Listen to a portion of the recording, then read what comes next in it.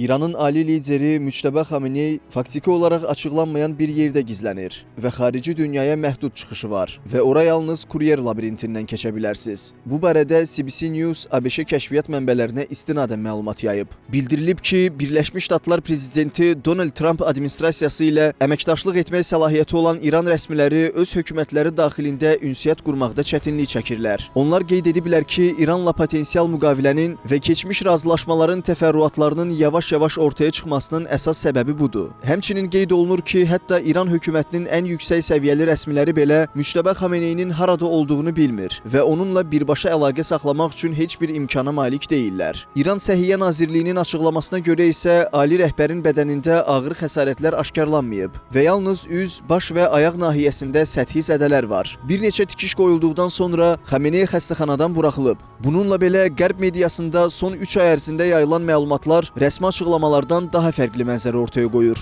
Reuters öz mənbələrinə istinadən yazıb ki, Müçtəbə Xamenei Birləşmiş Ştatlar İsrail zərbələri zamanı üz və ayaq nahiyəsindən xəsarətlər alıb. Lakin İran tərəfi bunun ciddi olmadığını bildirir. Analitiklərin fikrincə, martdan bəri İranın yeni ali rəhbəri seçilən Müçtəbə Xameneinin üzə çıxmaması idarəetmənin qapalı sistemə keçməsini göstərir. Müçtəbə Xameneinin uzun müddət görünməməsi səhhəti ilə bağlı deyil, daha çox təhlükəsizlik və müharibə şəraitinə görədir. İran daxilində rəhbərlərin açıq görünməsi hədəf riskini artırdığı üçün kommunikasiya qapalı sistemə keçib. Məlumatlar göstərir ki, ölkə təhlükəsiz kanallar və vasitəçilərlə idarə olunur.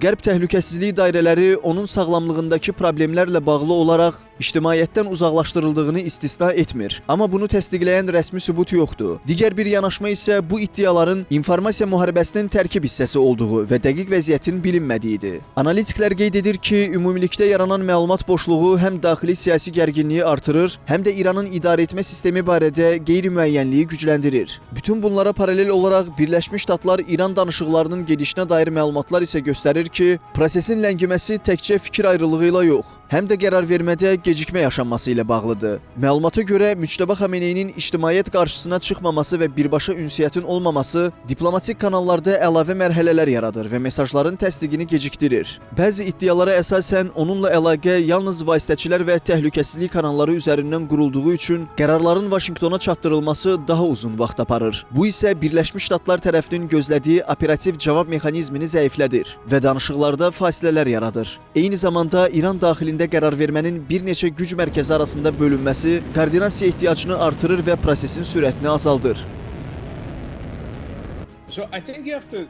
Düşünürəm ki, Müçtəbə Xameneinin danışıqlarda birbaşa iştirak etməməsi vəziyyəti çətinləşdirir. Əsas səbəb qərarların birbaşa yox, çoxpilləli və vasitəçi kanallarla ötürülməsidir. Bu isə kommunikasiya zəncirini uzadır və məlumatın tərəflərə gec çatmasına səbəb olur. Eyni zamanda tərəflər bir-birinin real mövqeyini vaxtında dəqiq qiymətləndirə bilmir. Belə olan halda danışıqlar həm daha ləng, həm də daha qeyri-müəyyən xarakter alır.